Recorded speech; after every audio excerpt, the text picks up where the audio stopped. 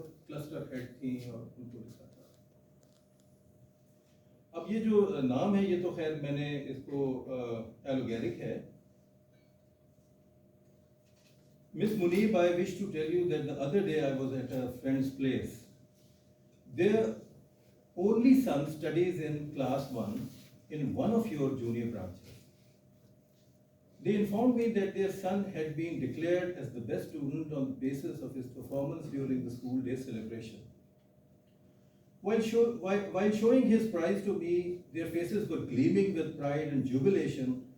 On asking as to what was the performance, they produced a CD of the recording provided by the school to each student. The overwhelmed parents requested me to sit back and watch their son performing on the stage. Ma'am, I watched it, and it is disappointing to say that I was absolutely repulsed at the display of dirty dancing by those little children, small enough to even get themselves dressed. I saw their son making various appearances along with a bunch of little girls dressed in the most despicable of funky outfits. Spiked hair and only resembled a hedgehog gone mad. With an earring twirling in the one ear, the boy was dancing in pure zaniness. During the discourse of this absurdity, the camera showed glimpses of teaching staff, the principal, and the parents.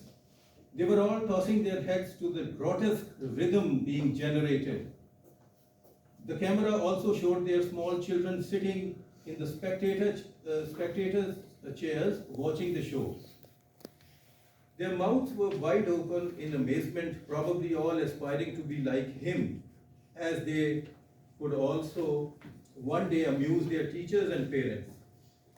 My thoughts took me to my school days where we were taught by our Christian nuns. Their usage of one slang word or one act below the decency meant standing out in the sun for an hour. Dear ma'am, I wonder what kind of gentleman this boy would become when he grew up. Where are we heading? What kind of sons do we really like to see leading this nation? Sons wearing earrings, nose pins, necklaces, and ponytails. Would this boy ever become the practical manifestation of his father's dreams? Ma'am Munib, today looking at you, I envy your position. Being the head of 8 schools, you are actually holding the reins of those who are to become the future of this country. Sitting on the potter's wheel, you can actually shape this amorphous clay into masterpieces, each a creation of its own, not less than the stars, the sun, and the moon, each yielding light in its own way. I would think that this letter has made a difference with veracity if you dispense your wisdom to these students and make efforts to encourage them to understand the veritable meaning of honor, dignity, and respect alongside unity, faith, and discipline. We do not need paper degrees today. Instead, we need morality to guide us. We need ethics to strengthen us, and we need values to unite us.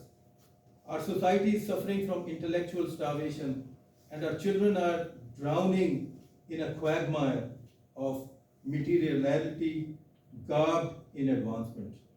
I see that they cram the good things written in their textbooks, but at the end of the day, it all boils down to amassing bookish knowledge in futility.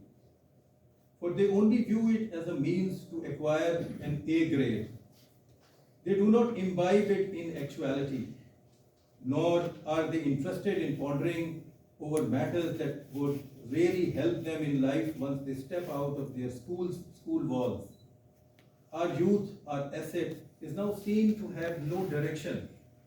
Dear ma'am, it is my earnest request to you to not let them come out in a state where they are loaded with degrees but their conscience is amputated. Tell them the virtues of forgiveness rather than vengeance. Tell them to be calm and consistent and to be at peace with themselves, yet strong and cocooned to shield themselves in unforeseen calamities.